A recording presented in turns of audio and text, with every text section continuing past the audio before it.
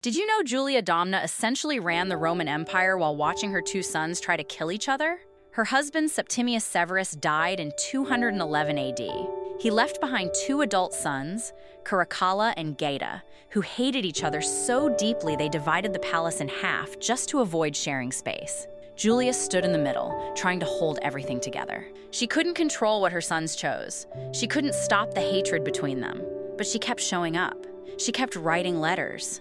She kept her mind steady when her family was falling apart. That's a stoic practice, not the pretty kind. The kind that happens in the middle of chaos when nobody is watching.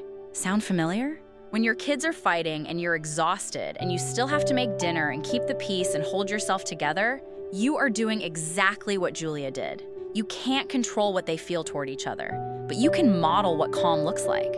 That's not just good parenting. That's ancient wisdom, and you're already living it.